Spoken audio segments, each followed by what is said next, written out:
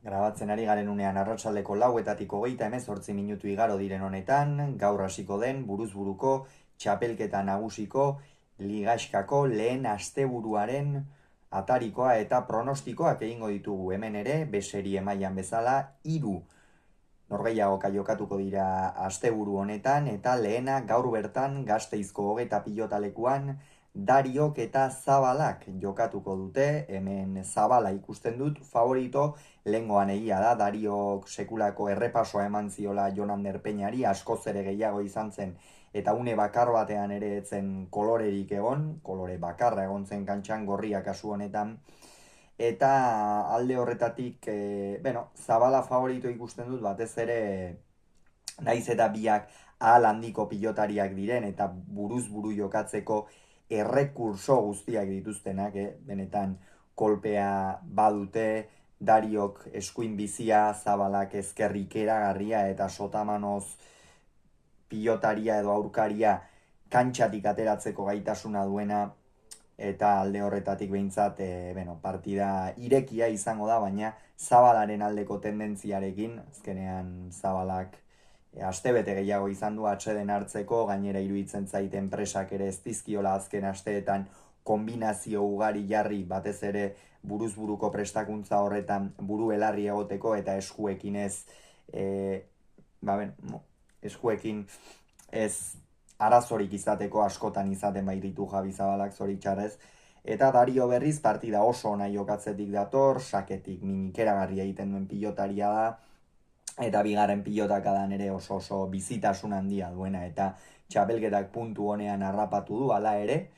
Zabala ikusten dut esan bezala favorito. Bihar Iruñeko Labrit pilotalekuan, Elordi eta Artola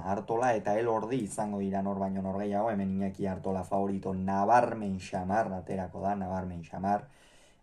bihar sartuko da, Alegiarra txapelketan, beretzat ere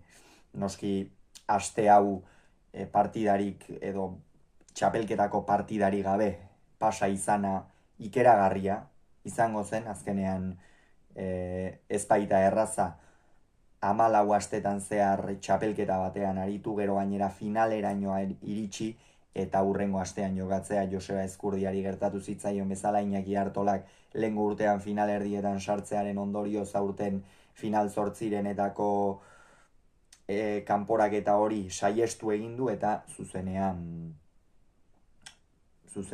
sartu da liga eskara. Hemen Iñaki Artola oso momentu honean dago, txispaz, eta Elordi ez. Elordi sakearekin egin dezake min, behar bada, baina gero tanto amaitzerako garaian eta ikeragarri kostatzen ari zaio, boleaz ere Ormabikoarekin ez dauka lehengo eraginkortasunik, kolpez ere kamuts defentsan ere bai, eta Artola aldiz konfiantzaz iritsiko da, final oso on bat egin baitzuen orain 2 aste, ia da lehengo astean kolpea jasota izango zela noski, Altunak eta Gabirondok bera eta Arangureni 22 eta 6 irabazi baitzieten Tolosan, baina hori guztiak aztu, eta Iñakik ziur binakako txapelketako finalerdietako batez ere txiporrekin edo jarraitu nahiko duela. Eta azken partida igandean izango da, Ibarko astelena pilotalekuan, hemen Jokin Altuna eta Iker Larrazabal izango dira, Altuna txapelduna sartzen da txapelketan, eta hori beti albistea izan hori da, izan ere nola gote dago Jokin Altuna, binaka inoiz baino goizago geratu zen kanpoan, ez baitzuten final laurdenetako ligaxkatik playoffetara ere sailkatzerik izan, berak eta Arangurenek, eta ziur buru belarri prestatua izango duela buruzburuko txapelketa, ez baita gutxiagorako, Altuna bezalako pilotari lehiakor batentzat, artista batentzat, buruzburukoara ongi iristea funtsezkoa da, eta urten gainera inoiz baino aukera gehiago izan du ongi iristeko,